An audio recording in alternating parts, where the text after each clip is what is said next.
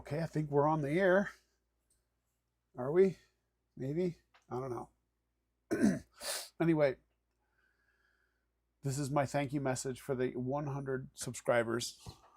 Thank you. Big accomplishment. Anyway, this is where I plan to do some work on paintball stuff and talk about things like hoppers, upgrades, and how to fix things like regulators and lube your bolt. Anyway, got a number of work areas here. Here we go. Everything. Let's go for a tour, shall we?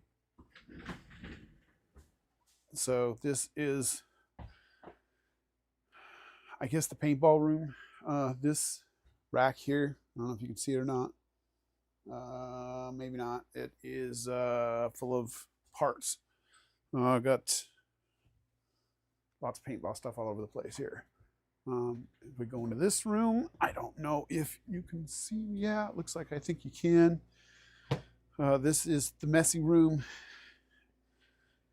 It's a mess, as it should be, probably, mostly always be. This here is the garage and has my bicycles and other such fun things, but you can't see them on that camera.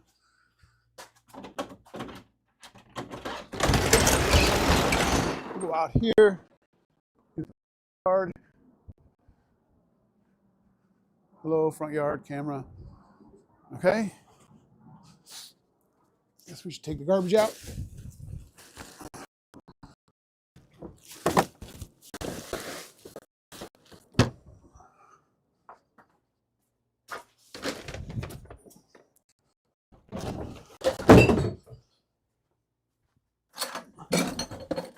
Get a good microphone. Okay. And we get to see if all these cameras match up to the stream. You can see there's a little delay between the CCTV cameras and the only live camera. Go out the back here. Let's see how this goes.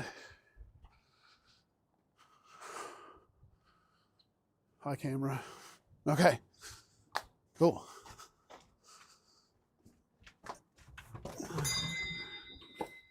That's a start, I guess.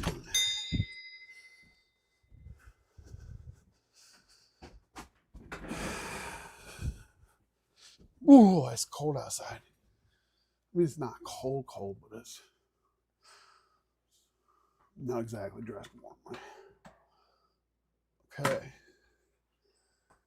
Got this cool little bench that flips up and down. It looks like YouTube is not receiving my stream very well. That means I'm probably going to have to run an Ethernet cable.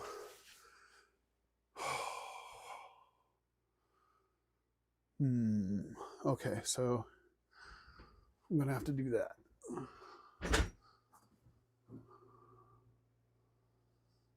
There's an Ethernet cable right here.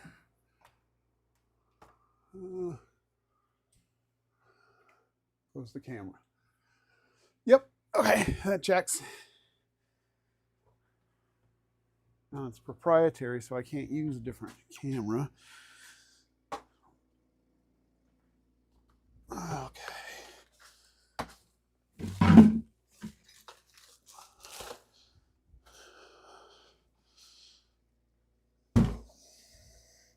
So instructions on how to clean up spaces, right?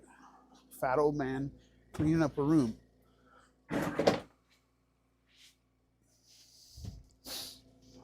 With a sinus infection.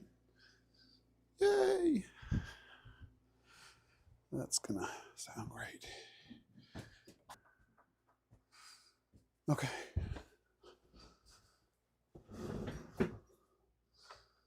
Well, that's interesting, I guess. Not really, but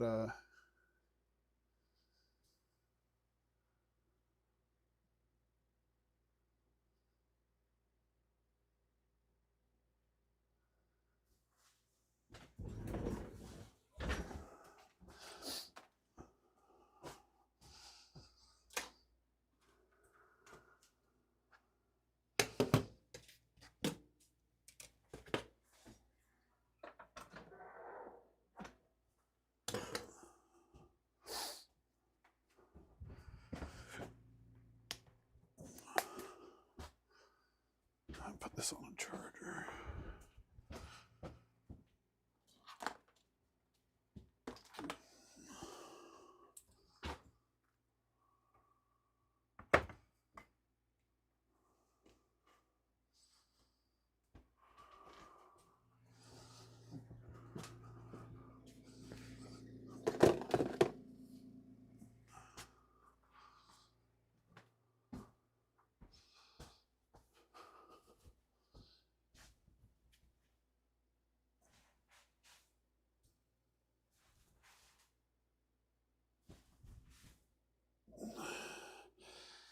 Uh-huh.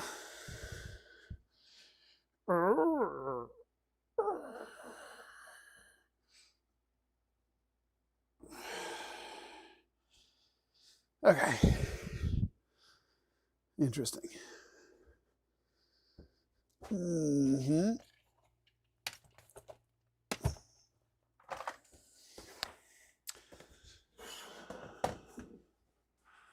Not really that interesting.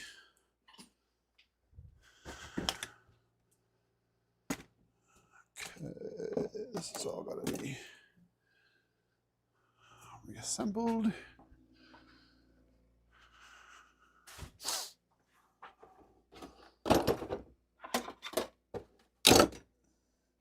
This stuff over here.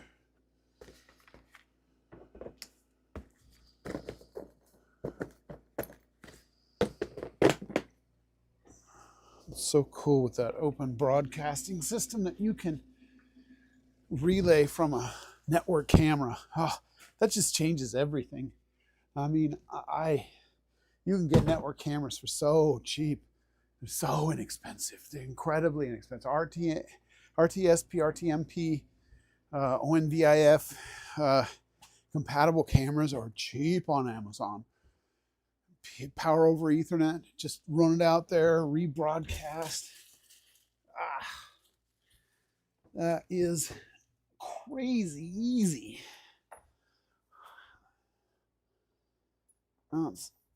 Well, I guess the hard part is figuring out what the URLs are for each stream, because yeah, everyone's going to be different. But I think I'll be able to do it.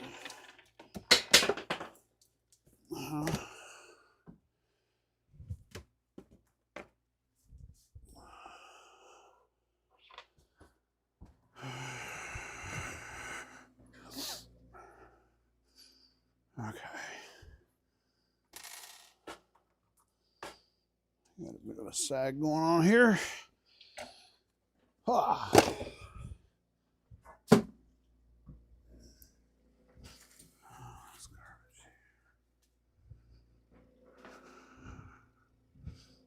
He's back.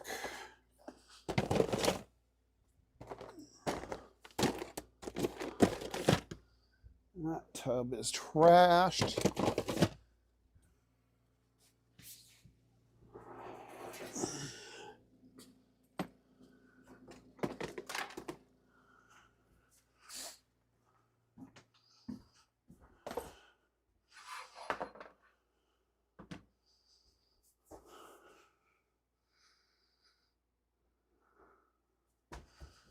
Says I'm running out of battery.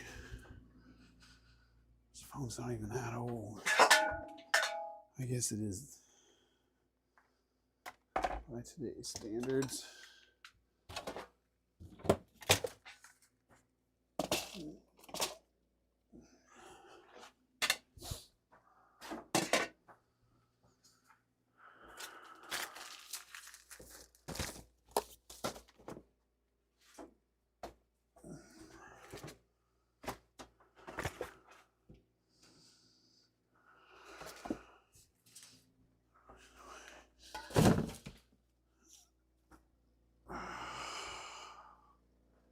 Ow.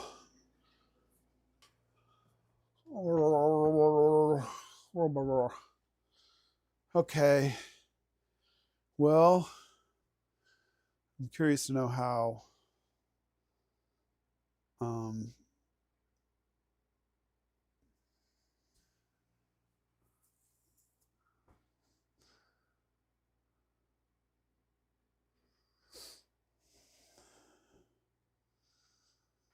Gangrene. No, this isn't the gangrene. This is just that's a copy. That's the shitty one. Or it's not the shitty one. It's nearly the same. Not quite. You need a star frame. It's got an LCD in the back. So I think these are both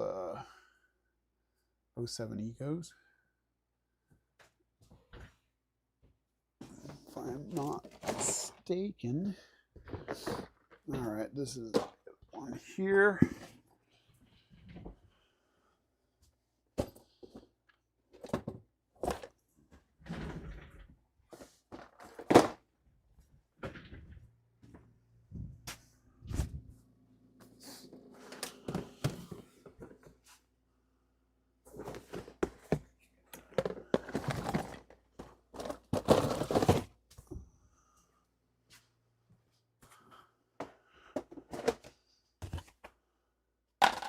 Wish that camera was working. Okay, so this is the ego that needs to be repaired.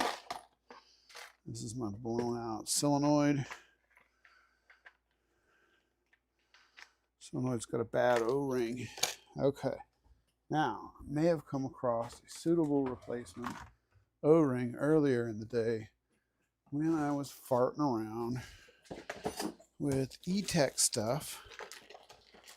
Came across some tiny O-rings right here.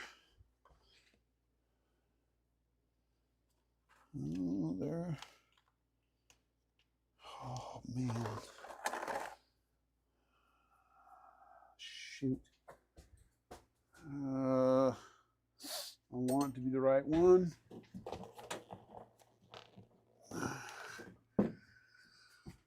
Oh, please, paintball Jesus, let this be the right O-ring.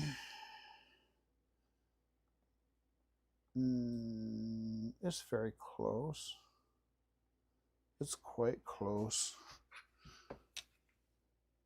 It's so close. Oh, it's so close. It looks like it could very well be the right O-ring.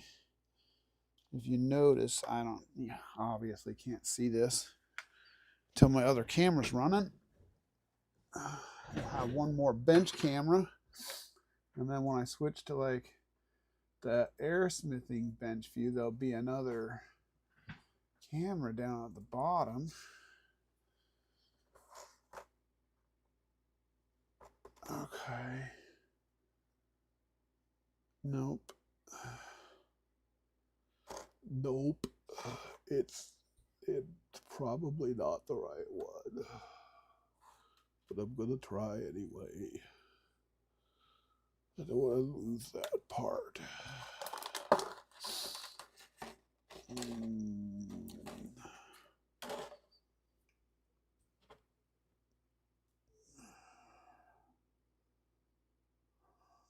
Looks like it's too small. Looks like it's just slightly smaller than those other O-rings. Oh yeah, it is. Wait a second. Ah.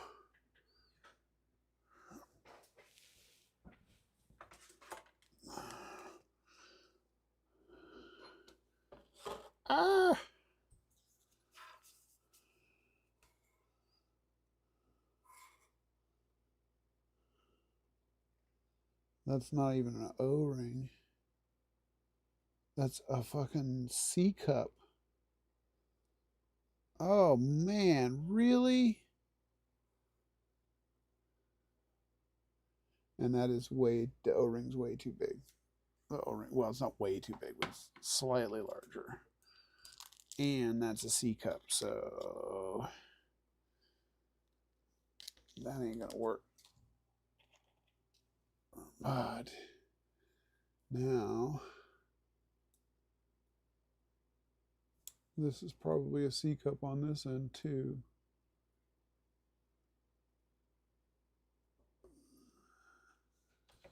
No, it's got fuzz in it though.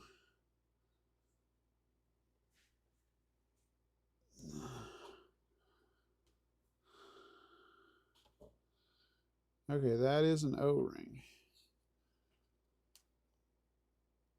And that O-ring is smaller than that one.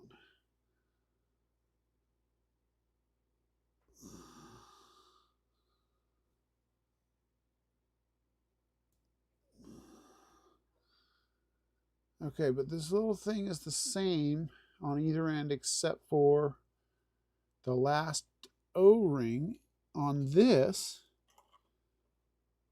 Okay, I'm going to have to take another one of these apart to verify that this is this stupid and complicated. Okay, so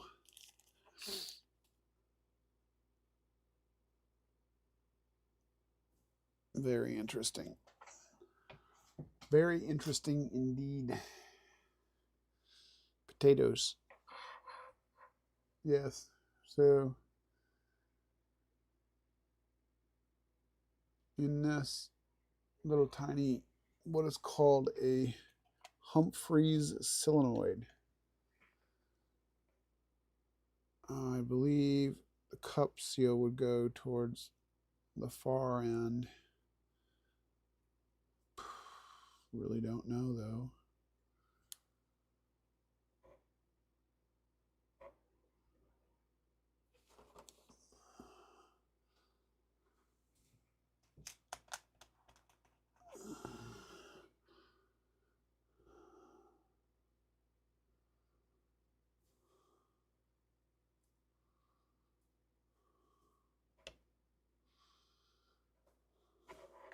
Huh.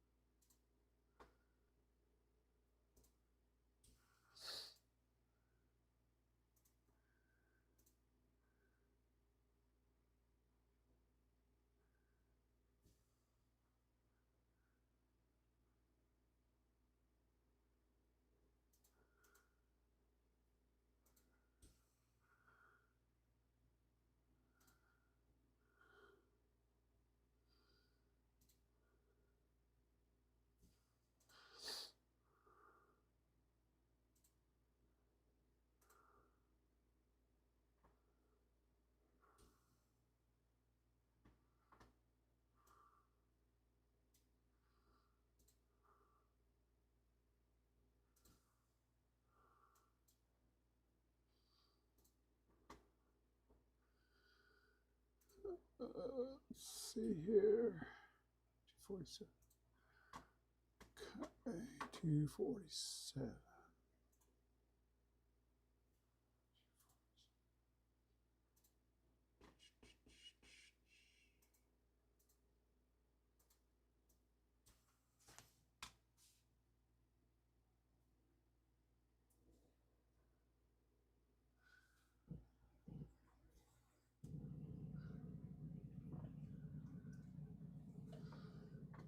47.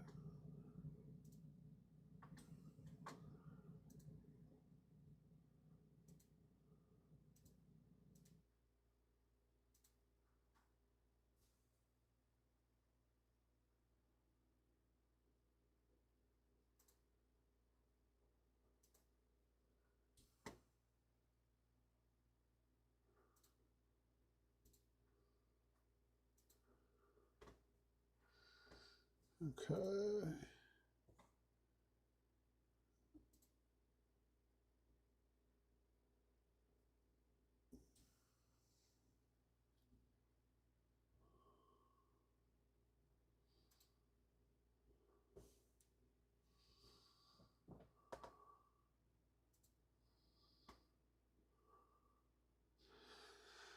Very interesting, but stupid.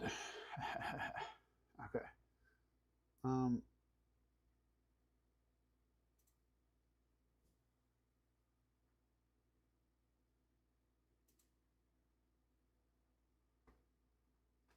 Okay.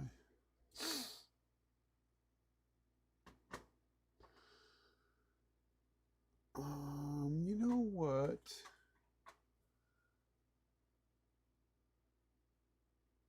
Yeah.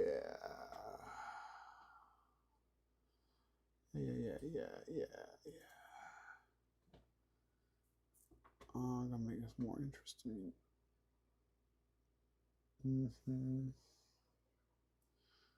Where's my OneDrive? So I've saved a number of clips and things into my OneDrive account.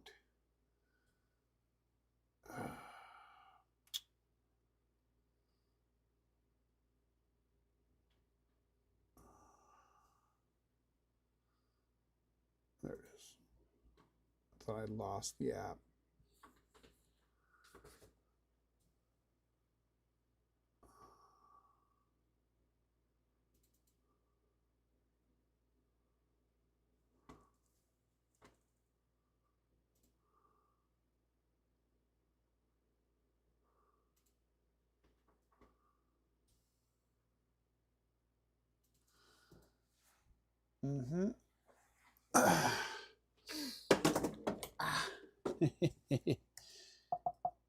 Okay. Is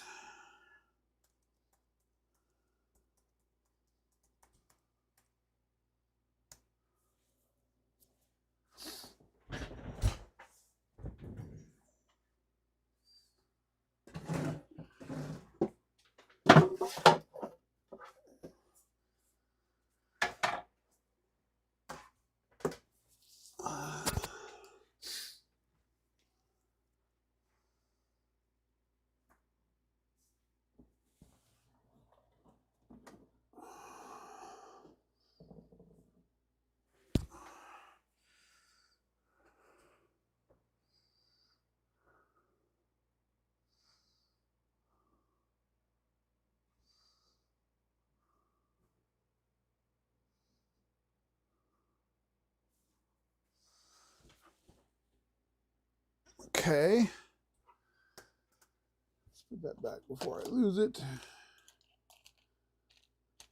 Those eyes are also busted too.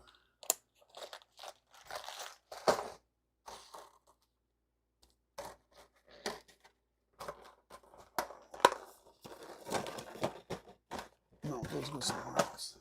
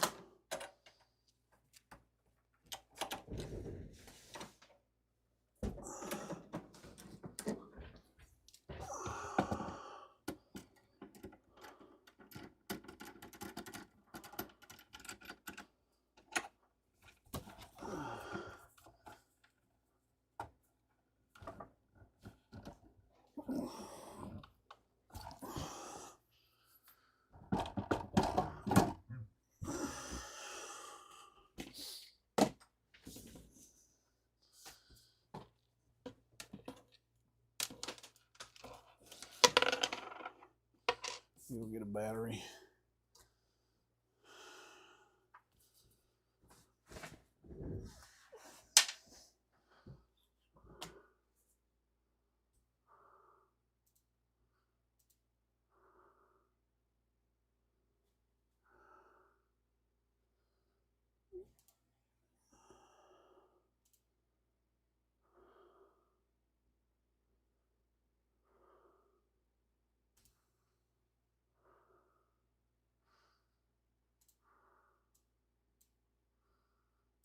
Okay, so it's at least thinking about it. Go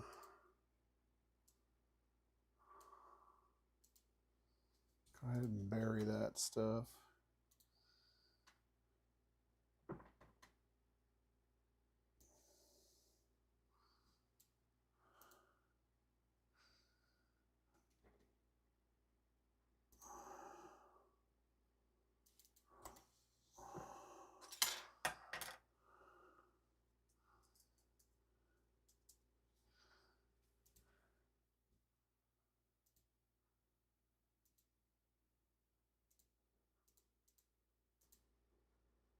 Okay.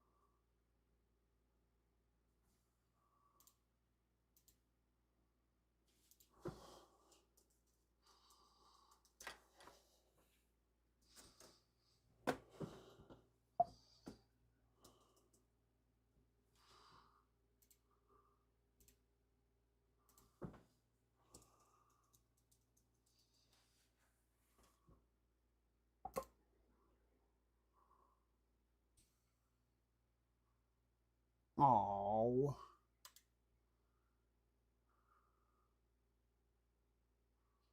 Okay, well, at least we know it can be done.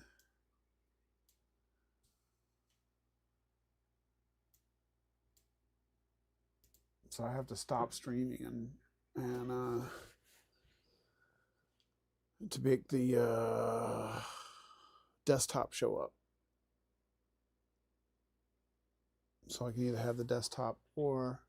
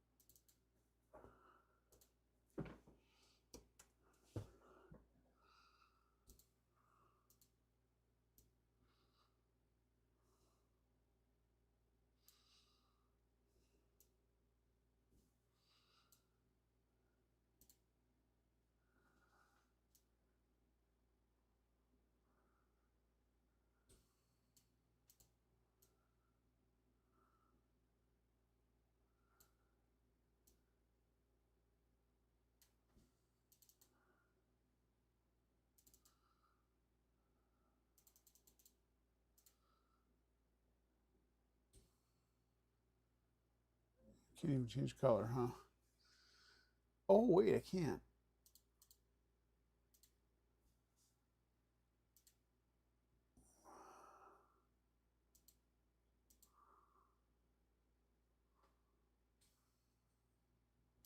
Boom, red. Hey.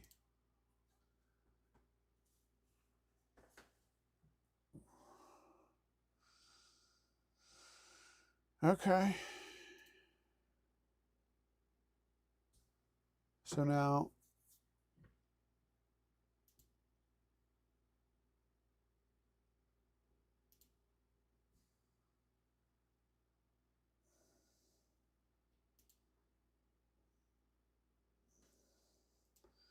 can I copy this stuff?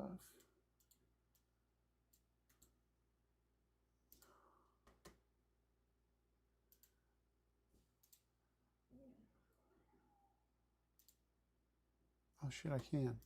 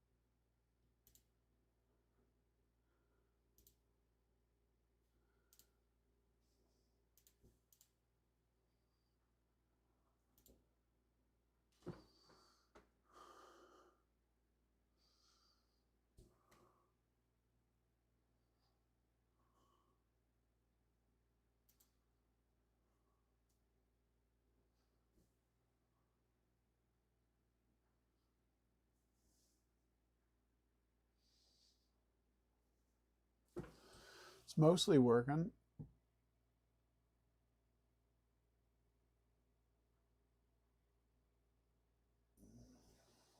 Okay.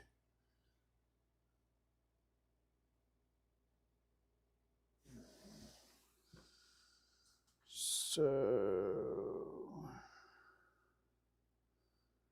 my other files arrive.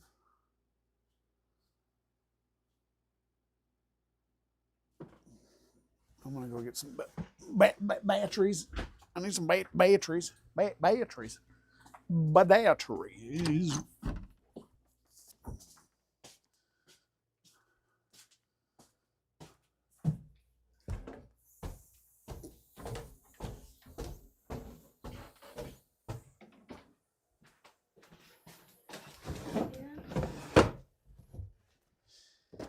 Yeah.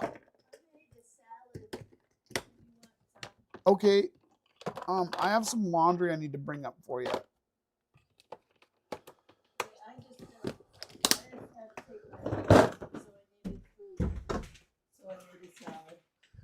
Okay. There's that Chinese food. Do you want Chinese food? That sweet and sour chicken? Oh, sure. You want me to throw it in the fry or the air fryer? Okay. Can I borrow this laundry basket? Yeah. Can I just throw stuff on top of this? Is this dirty? Let me see some. No, it's not dirty. What I'm bringing up is clean. Yeah, that stuff that's at the bottom Is that clean too? that stuff it's clean. Okay. It does not need to be washed. All right. I'm just going to throw some more clean stuff on top of it. But first, I'm going to put that stuff in the air fryer. Has Sandy been fed tonight? Yes. Okay.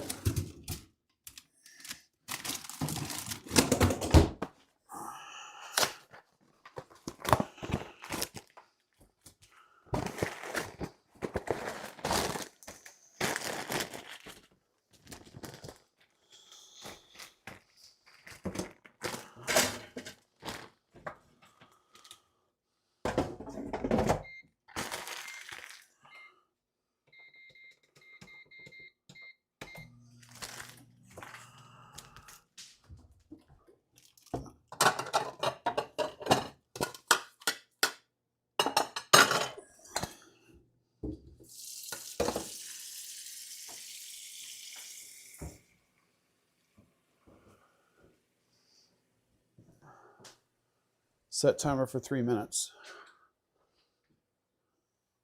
3 minutes. Counting down.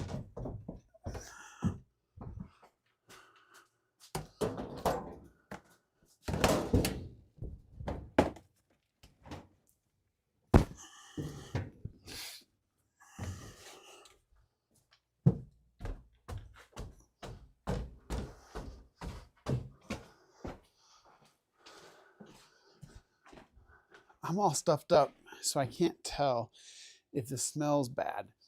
It sat in the dryer for a while, and before it got dried, so I don't know if it smells moldy. I know, it smells like Sandy. You want me to run it through the wash again? Yeah, I think so. Okay.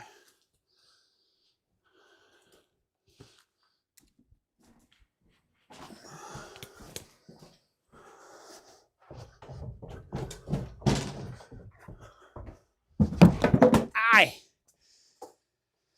Ouch.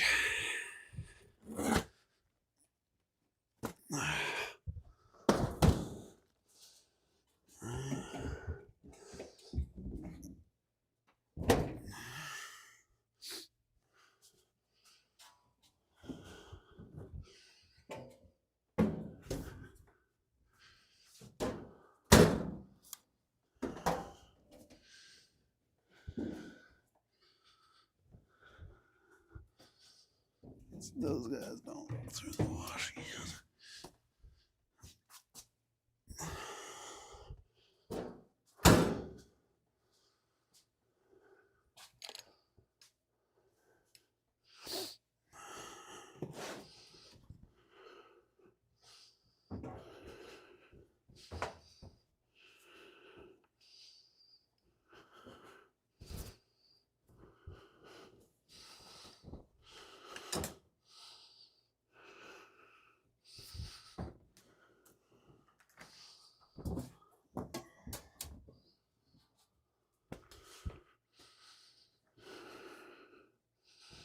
It's real cold.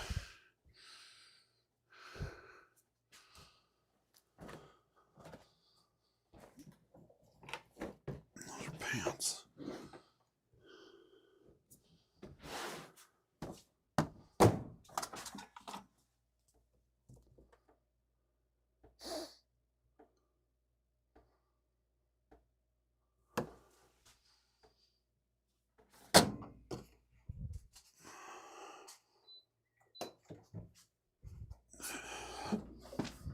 Okay. That's fun.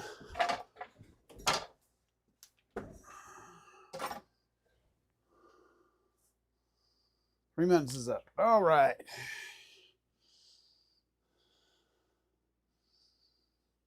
This way.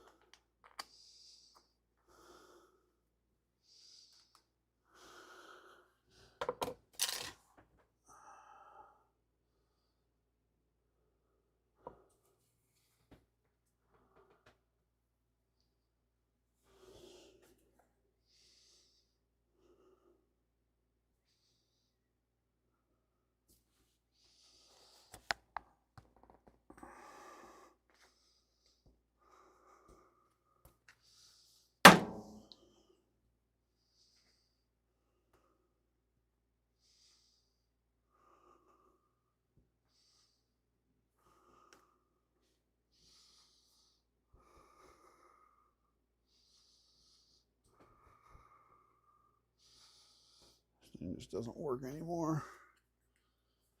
Ah, damn it.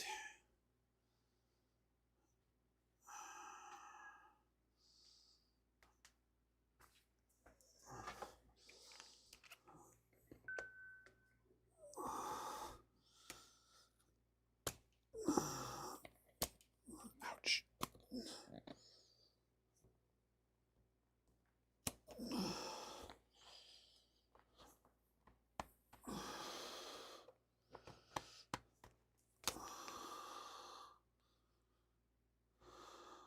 There we go.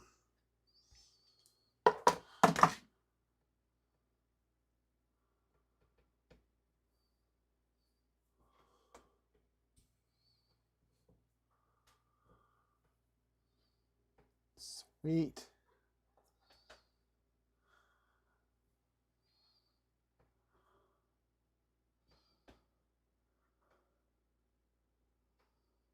Okay. All right. I'll be right back. I gotta go and turn off the water. I got myself again in the same spot.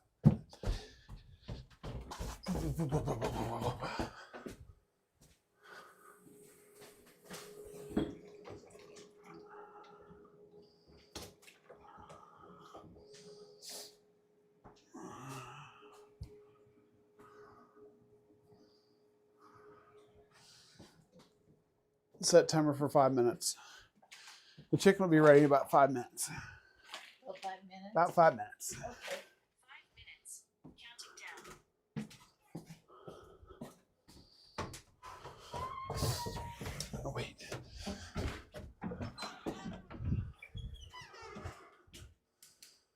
I gotta clean up this mess.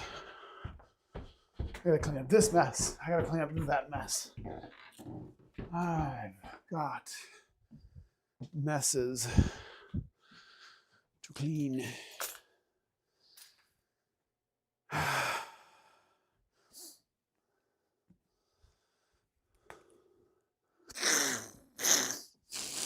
Ah.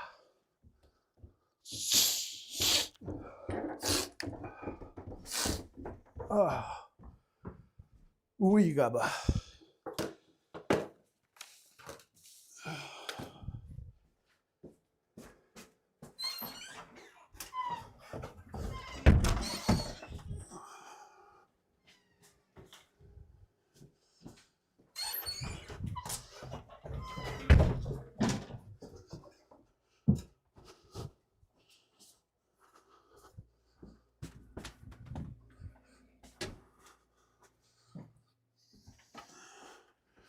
Okay.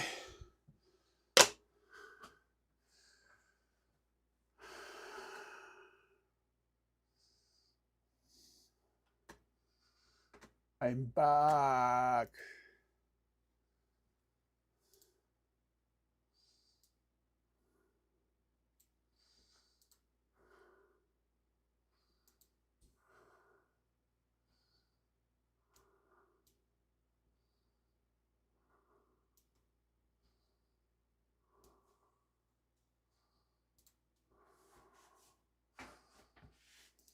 No, maybe I have the garage. That little corner is important, I suppose.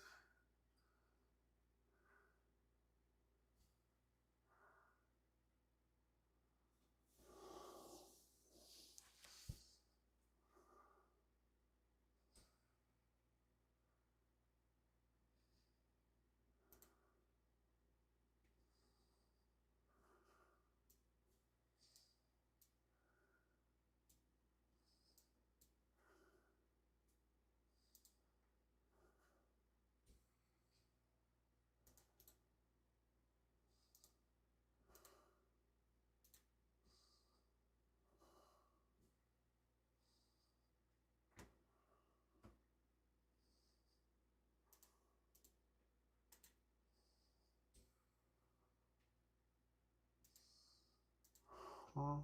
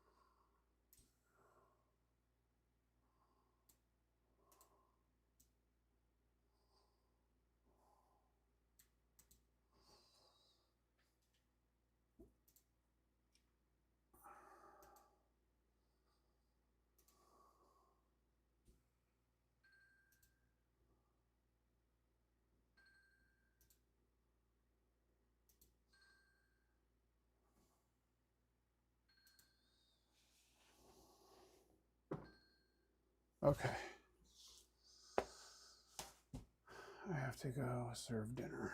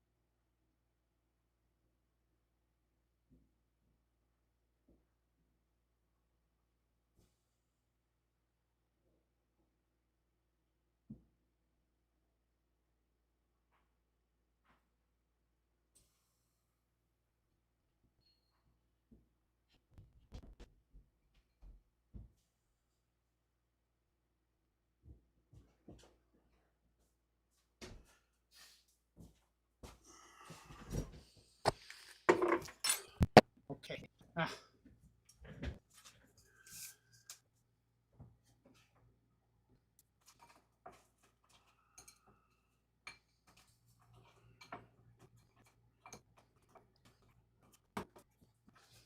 Yep.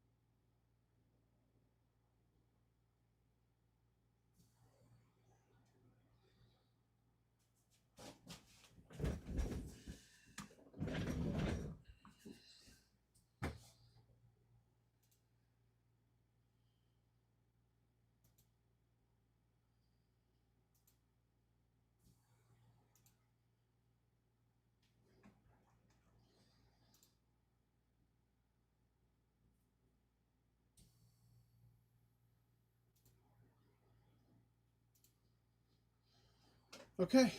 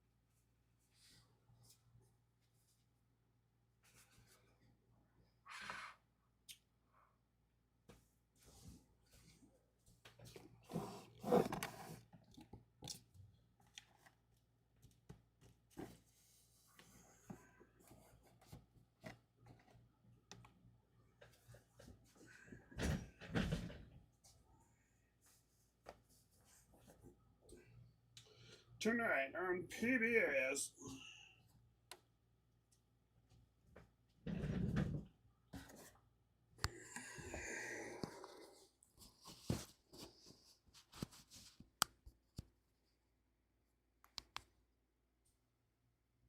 Mm-hmm. Literally.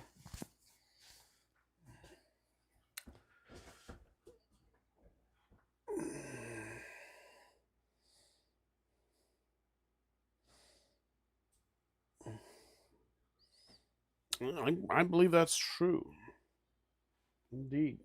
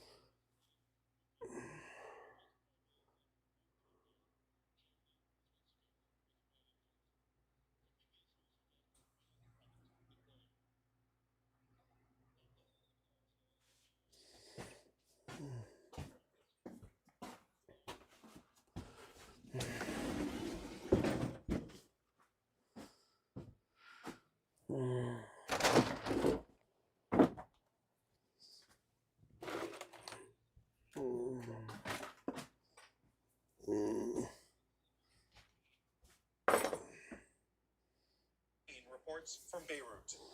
It's the end of an era for Lebanon. Hassan Nasrallah was the country's most powerful man. His group Hezbollah, its strongest political and military force. Labeled a terrorist by Israel, Nasrallah is revered by Lebanon's Shiite community, who gathered in their thousands to pay their respects. Rasha Akoush traveled to the capital from her village in southern Lebanon.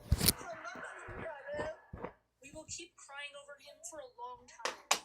But this person, he taught us what it means to stand up for ourselves, to defend our land, and to defend our rights. Nasrallah was killed on September 27th when Israel pummeled Beirut suburbs with a barrage of bunker-busting bombs supplied by the United States. Despite his demise, his supporters have remained defiant. They dropped 84 tons on him, with American help, with American financing, so that it breaks us, and so that we're afraid of Israel. But all these people here are not afraid of Israel. They'll likely fly their jets soon, so they scare the people. But we are not afraid, even if they drop bombs on us. Israel and Lebanon agreed to a ceasefire back in November, but this didn't stop Israeli jets from flying overhead, a violation of Lebanese airspace that drew angry chants from the crowd, some directed at the United States. Russia's demands towards the US government are clear. We want the United States to stop financing Israel. It's very simple, and we want them to leave the Muslim world alone. Nasrallah took over Hezbollah's leadership in 1992. For months, which transformed it into a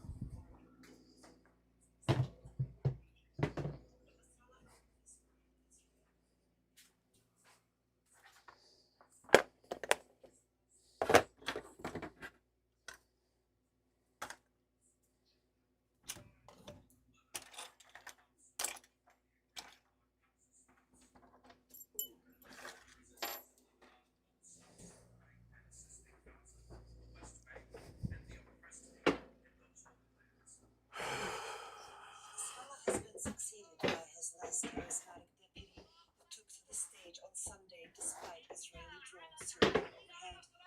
Provocation and a reminder that parts of southern Lebanon are still under Israeli occupation.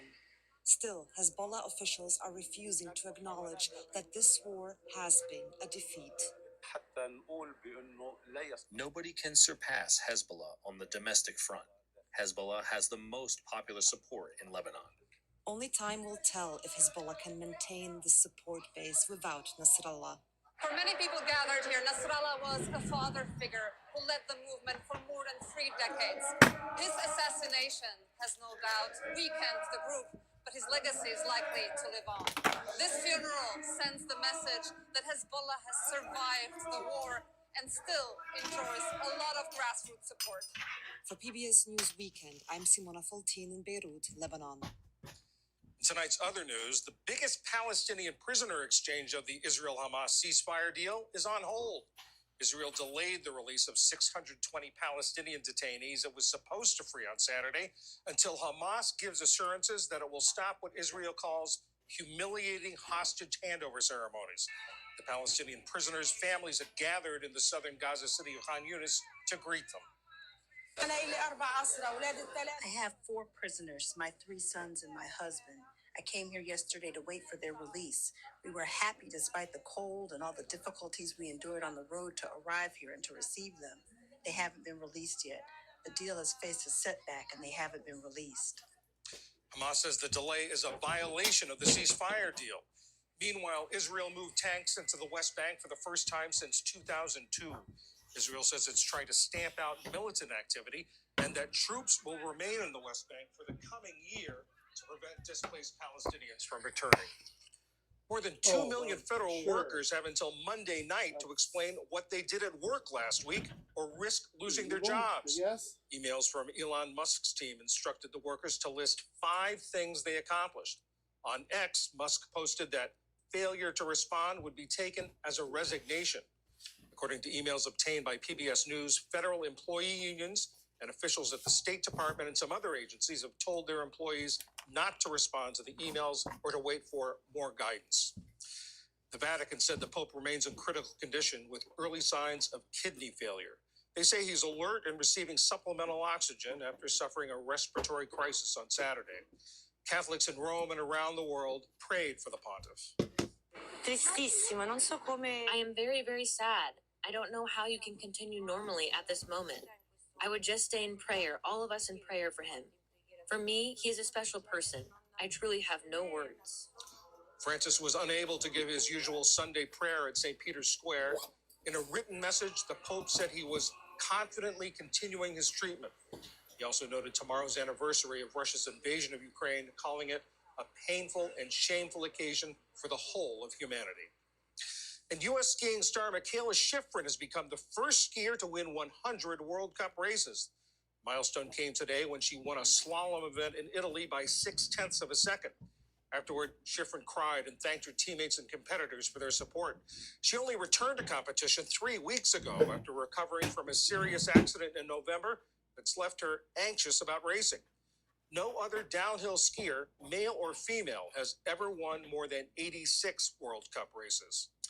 Still to come on PBS News Weekend, how countries on Russia's borders are keeping a sharp eye on the war in Ukraine, and what Trump's executive order on IVF could mean for Americans trying to grow their families. This is PBS News Weekend from the David M. Rubenstein studio at WETA in Washington, home of the PBS News Hour, weeknights on PBS. The shift in U.S. support for Ukraine and its war with Russia, which enters its 4th year tomorrow, has raised alarms not only in Kyiv but in capitals across Europe.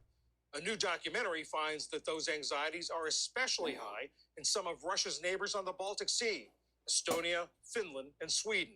Every day we are working to get this message over to Russia that even if you try, we will make you pay.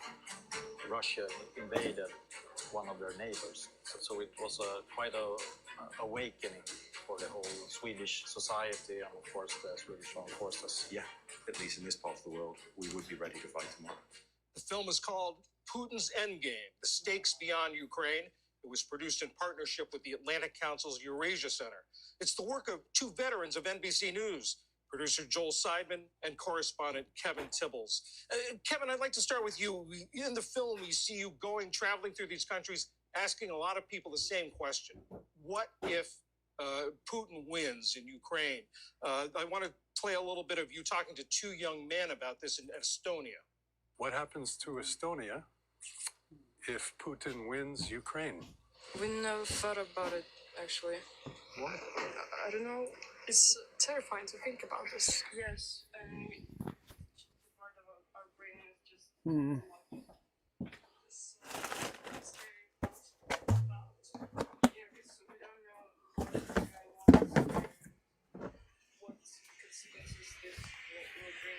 How strong and how pervasive were those sentiments in what you found? They were very strong, very pervasive. You know, what's interesting about that is that those 2 young men were in the town of Narva, which is just across the river, Narva River, from Russia. Putin has already said that he wants to retake Narva. But what is also interesting here is the fact that the Soviet Union took Estonia, Lithuania, Latvia, the Baltic nations during the Second World War. They either murdered anyone who was in any position, or they deported people to Siberia to perhaps die in labor camps working for the Soviets. So the memories of that history are very strong, but you can also tell on the faces of those two young boys that they're scared to death. They're scared to death of the question that I asked them, to be honest with you, John, because they don't know what's going to happen, but what they do know is that Putin is right across that river. And they feel that Ukraine is fighting their war, preventing a future war with them. Is that right? Well, absolutely. And as a matter of fact, the Estonian foreign minister said to us, listen, Ukraine is fighting our war for us. We need to give them as much support as possible. And he's talking about bringing up levels of GDP to support NATO. Of course, Article 5 says that if any member of NATO is attacked, everyone jumps in to assist in that. As we heard from one of the Estonian officials, they are hoping that NATO is going to save the day. Well, of course, John, all we're hearing now is that the whole question of Article 5 is now in doubt because of what officials on this side of the Atlantic are saying. Joel, I've heard this described as a passion project for you. What made you want to do this? I've been doing lots of films with Kevin over the years about the NATO alliance, about Russia's aggression toward NATO. There are ships, many of them with foreign flags, that have been dragging their anchors and severing very important cables between the Baltic nations. And that is what is called a hybrid war that Russia has been testing the alliance to see what to do. So we thought this is a good time to take the temperature of the two newest NATO members, Sweden and Finland, and also the NATO member that has its most eastern border with Russia, and that's Estonia. Hybrid warfare sounds high tech, but if this isn't cyber attacks, this isn't hacking, this is sabotage. Yes, and it's very, very difficult to point the finger onto exactly who is behind it. And that's the beauty of hybrid warfare. The officials that we spoke to, and also the people in Helsinki that are actually looking at this as an institute, say these ships are basically dragging their anchors, and they could drag their anchors up to 100 kilometers. So therefore, that's not just an accident. They're causing havoc, and they're breaking a lot of very important communications lines. Kevin, you mentioned NATO, and Joel just talked about NATO. Is there a sense of what frightens people in this region more? President Trump's sort of pivot away from Ukraine, or his talk about perhaps leaving NATO? Well, I think they're both part and parcel of the same thing, and the word that I would use is fear. What Joel was talking about in terms of hybrid warfare, you know, it goes way beyond the shipping. For example, the Estonians say that the Russians are jamming their GPS signals and that sometimes planes can't land at their airports. It all seems to be a pattern of trying to destabilize societies. We saw that in Ukraine prior to the invasion of Ukraine. In the end, the Estonian foreign minister said to us that this is Donald Trump's Churchill moment. Does Donald Trump want to be seen as someone who perhaps stopped the Third World War, stopped the invasion of the other side? If Vladimir Putin is really trying to recreate some imperial/Soviet-style Russia, I mean, these people in the Baltic nations know exactly what that's like because it's their relatives who were sent to Siberian labor camps. So they are looking to the United States, and the events of this past week, I think, have probably scared the living daylights out of them. Joel, what do you hope people will take away from this? I think that certainly our audience is the American people, and I think this is an area of the world that's a little bit alien to them. So we want to give them the opportunity to see what normal citizens, border guards, heads of state, foreign ministers, think about this region and understand that they are under threat and that they do believe that they could be next. where can people see this? Certainly, they can see it on the Atlantic Council's YouTube channel. It is right there at the very top, and we encourage Americans to take a peek. Joel Seidman, Kevin Tibbles, thank you both very much. Thank you, John. Thank you.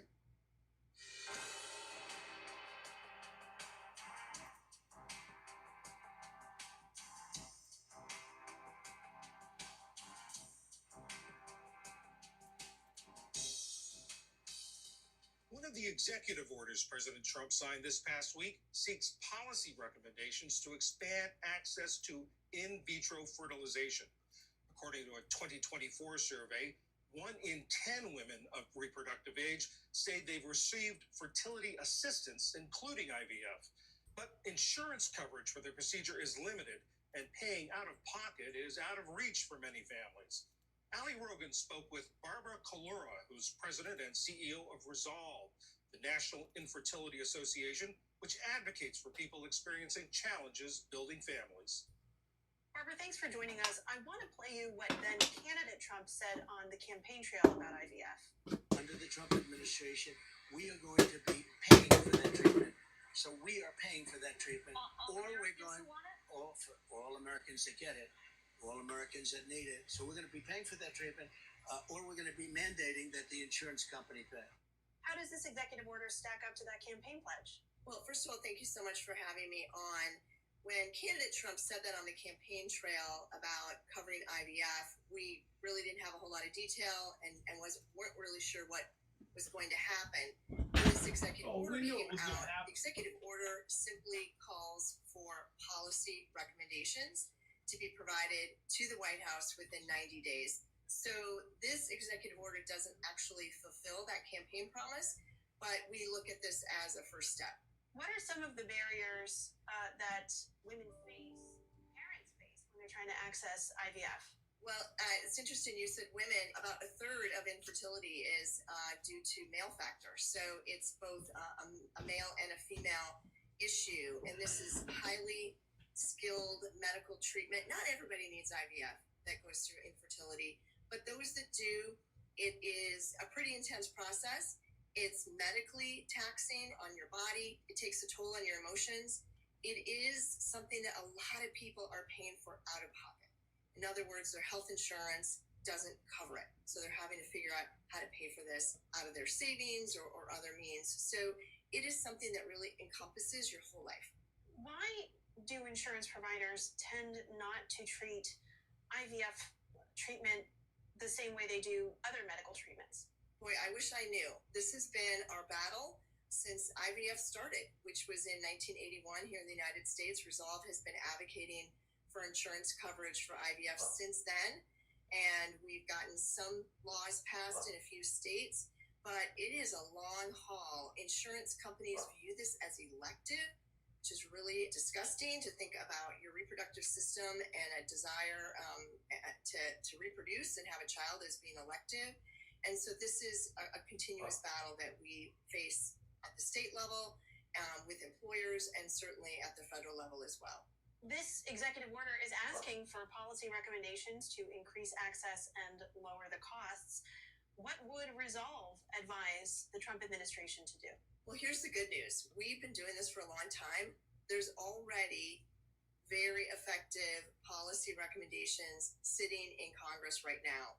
We have several pieces of legislation that our community has supported, some, quite honestly, for a decade or more, where it would cover people in the military. Believe it or not, they don't have full access to IVF. It would cover our veterans, federal employees, and then it would also cover people with private insurance. We also have some issues with the Affordable Care Act, and people who get their insurance through those exchanges are left out of care. So we have already solved and done all the hard work on these policy recommendations. I kind of joke to my staff, we don't need 90 days. We've already figured this out as patient advocates, as an organization that's been doing this with partners in our space, for sure, the physicians and others who've been working out this for a long time. At the same time, President Trump is putting out this executive order. There are efforts on the state level that go in a different direction. In Alabama, the Supreme Court ruled that frozen embryos that were unused in the course of IVF were children. So is this going to set up a clash between federal and state efforts when it comes to IVF? You know, it's really interesting you bring this up because you could think of what happened in Alabama very differently from IVF insurance. And it's actually interrelated. We look at our work as protecting access to IVF as well as expanding access through insurance coverage. And let's be honest, why go to all that effort and work to expand access to IVF, in other words, getting more insurance, when it's not even protected? And so we see this as going hand in hand. We'd love to see federal protections. That way we don't need to worry about a state doing something, and then get this insurance coverage for everybody. Laura, President and CEO of Resolve, the National Infertility Association. Thank you so much for joining us. Thank you. Hey, Kevin. How's it going?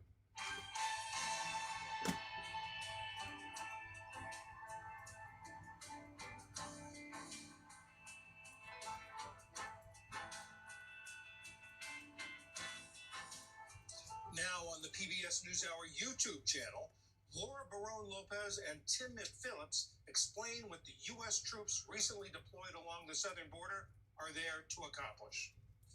And that is PBS News Weekend for this Sunday. Monday on PBS NewsHour, what the mass layoffs at the Internal Revenue Service could mean for taxpayers and tax collection. I'm John Yang. For all of my colleagues, thanks for joining us. Have a good week. Major funding for PBS News Weekend has been provided by... In 1995, two friends set out to make wireless coverage accessible to all. With no long-term contracts, nationwide coverage, and 100% US-based customer support. Consumer Cellular. Freedom calls.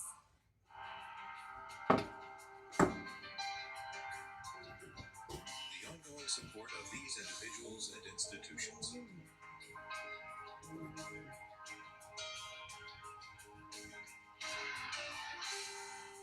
This program was made possible by the Corporation for Public Broadcasting and by contributions to your PBS station from viewers like you. Thank you. You're welcome. Even though I get it.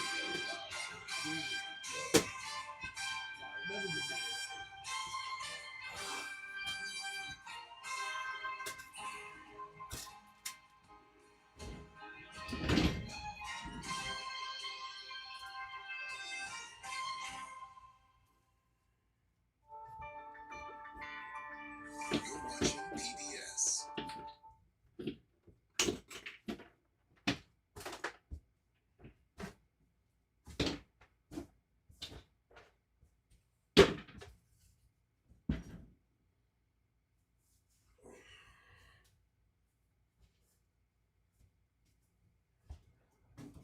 Oh, yeah.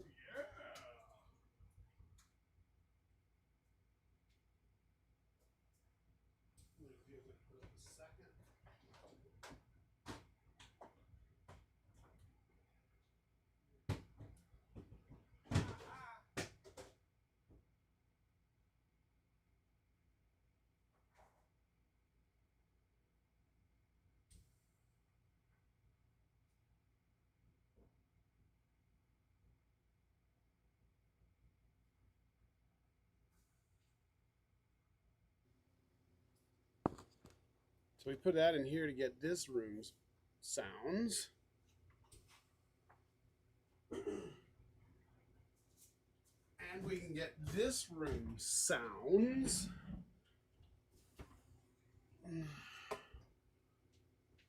We're doing better.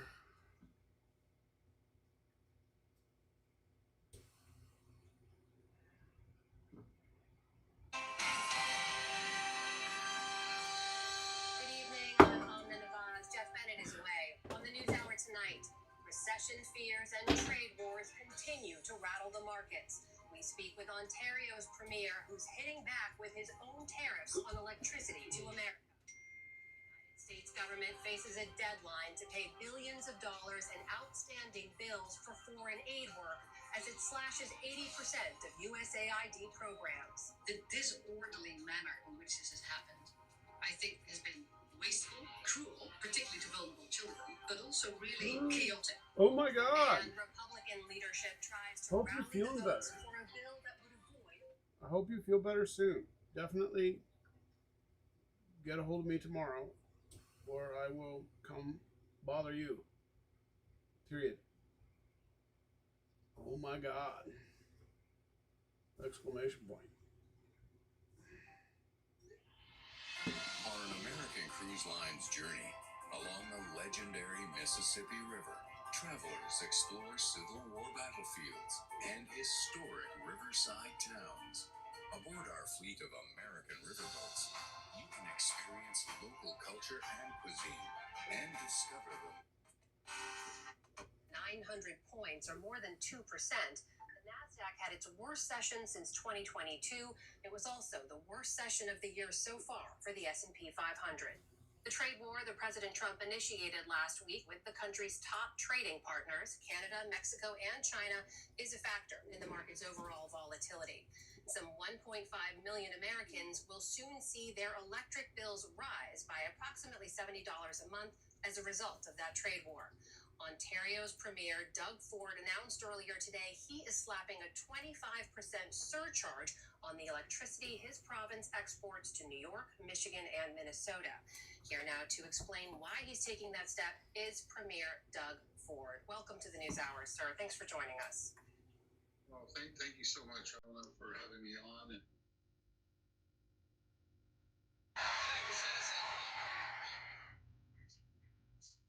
Oh, it's the Late Show, you know. Yeah, they're going to stop importing the Late Show to Canada, you know. Yeah.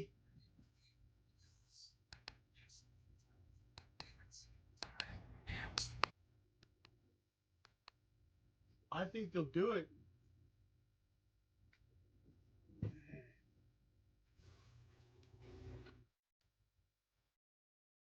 Yeah. Yeah, don't you know?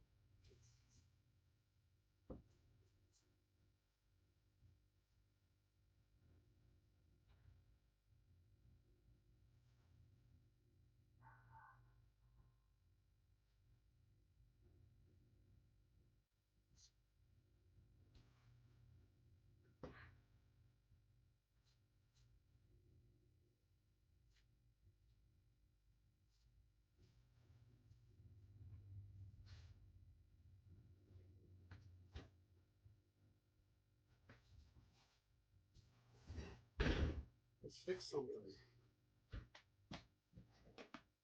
We'll fix this here hopper that I done messed up. I put the wrong stuff in it because I was an idiot and bought the dumb thing that I shouldn't have done there and bought. Dang it.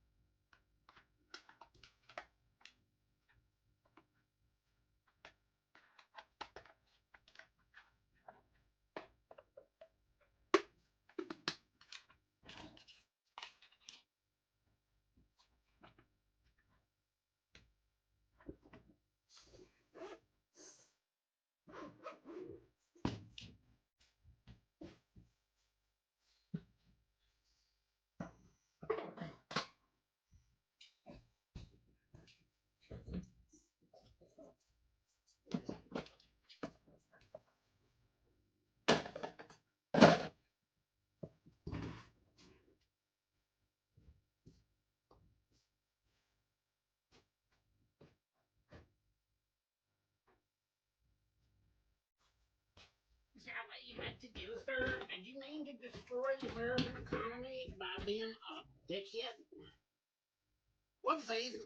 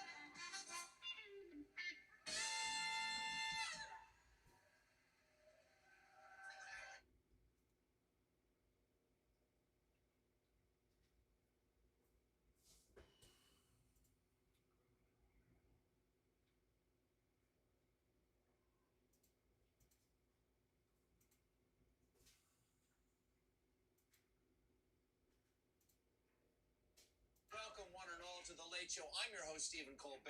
And tonight,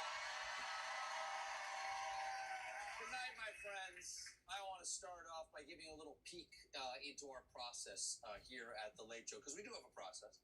It's not like I just roll out of bed and head to the office, jump on stage, and suddenly perform a humorous monologue brought to you by Cologuard. Cologuard, the world's going to crap. Here's a box for it. No. We spend all day working on these monologues, and with so much happening, we often look for like a general organizing principle, some sort of order and structure to help us just understand what's going on in the world. Well, today's organizing principle is madness, chaos,